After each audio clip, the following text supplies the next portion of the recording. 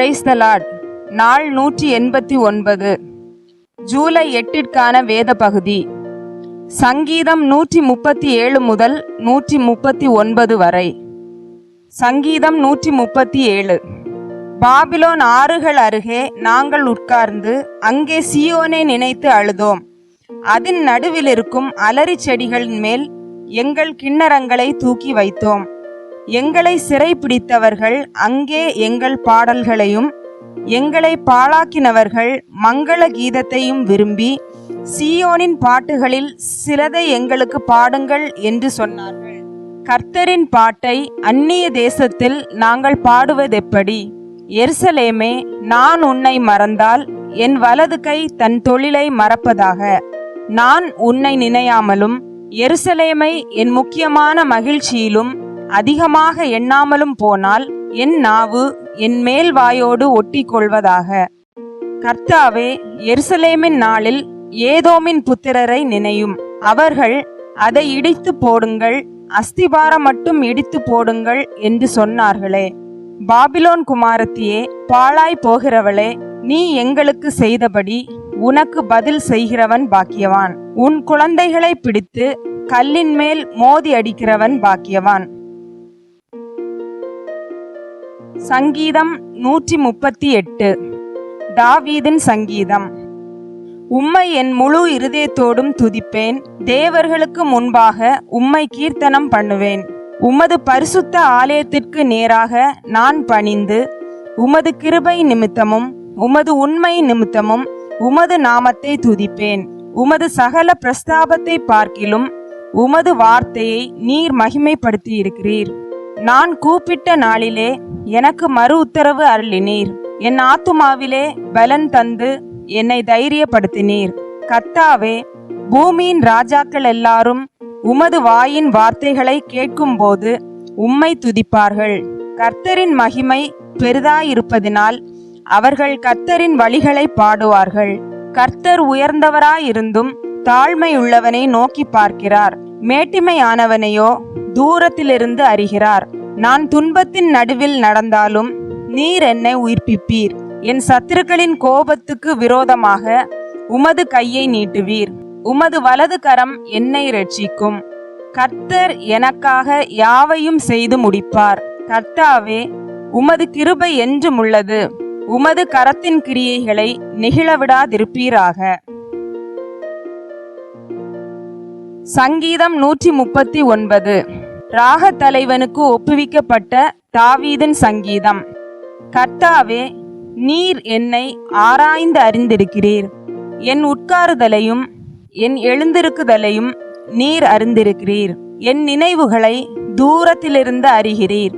நான் நடந்தாலும் படுத்திருந்தாலும் என்னை சூழ்ந்திருக்கிறீர்.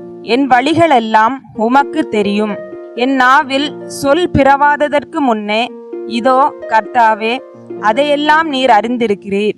முற்புறத்திலும் பிற்புறத்திலும் நீர் என்னை நெருக்கி உமது கரத்தை என்மேல் வைக்கிறீர். இந்த அறிவு எனக்கு மிகுந்த ஆச்சரியமும் எனக்கு எட்டாத உயரமாயிருக்கிறது.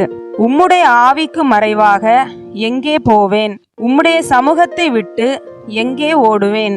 நான் வானத்திற்கு ஏறினாலும் நீர் அங்கே இருக்கிறீர். நான் பாதாளத்தில் படுக்கை போட்டாலும் நீர் அங்கேயும் இருக்கிறீர். நான் விடியற்காலத்து செட்டைகளை எடுத்து சமுத்திரத்தின் கடையாந்திரங்களிலே போய் தங்கினாலும் அங்கேயும் உமது கை என்னை நடத்தும். உமது வலது கரம் என்னை பிடிக்கும். இருள் என்னை மூடிக்கொள்ளும் என்றாலும் இரவும் என்னை சுற்றி வெளிச்சமாயிருக்கும். உமக்கு மறைவாக இருளும் அந்தகாரப்படுத்தாது. இரவும் பகலை போல வெளிச்சமாயிருக்கும். உமக்கு இருளும் வெளிச்சமும் சரி. நீர் என் உள்ளந்திரியங்களை கை கொண்டிருக்கிறீர். என் தாயின் கற்பத்தில் என்னை காப்பாற்றினீர். நான் பிரமிக்கத்தக்க அதிசயமாய் உண்டாக்கப்பட்டபடியால் உம்மை துதிப்பேன். உமது கிரியைகள் அதிசயமானவைகள். அது என் ஆத்துமாவுக்கு நன்றாய் தெரியும். நான் ஒளிப்பிடத்திலே உண்டாக்கப்பட்டு பூமியின் தாழ்விடங்களிலே விசித்திர வினோதமாய் உருவாக்கப்பட்ட போது என் எலும்புகள் உமக்கு மறைவாய் இருக்கவில்லை. என் கருவை உம்முடைய கண்கள் கண்டது. என் அவயவங்களில் ஒன்றாகிலும் இல்லாத போதே அவைகள் அனைத்தும் அவைகள் உருவேற்படும் நாட்களும் உமது புஸ்தகத்தில் எழுதியிருந்தது. தேவனே, உமது ஆலோசனைகள் எனக்கு எத்தனை அருமையானவைகள்! அவைகளின் தொகை எவ்வளவு அதிகம்! அவைகளை நான் எண்ண போனால் மணலை பார்க்கிலும் அதிகமாம். நான் விழிக்கும் போது இன்னும் அண்டையில் இருக்கிறேன். தேவனே, நீர் துன்மார்க்கனை அழித்தீரானால் நலமாயிருக்கும். இரத்த பிரியரே, நீங்கள் என்னை விட்டு அகன்று போங்கள். அவர்கள் உம்மை குறித்து துன்மார்க்கமாய் பேசுகிறார்கள். உம்முடைய சத்துருக்கள் உமது நாமத்தை வீணாய் வழங்குகிறார்கள். கர்த்தாவே, உம்மை பகைக்கிறவர்களை நான் பகையாமலும் உமக்கு விரோதமாய் எழும்புகிறவர்களை அருவருக்காமலும் இருப்பேனோ? முழு பகையாய் அவர்களை பகைக்கிறேன். அவர்களை எனக்கு பகைஞராக எண்ணுகிறேன்.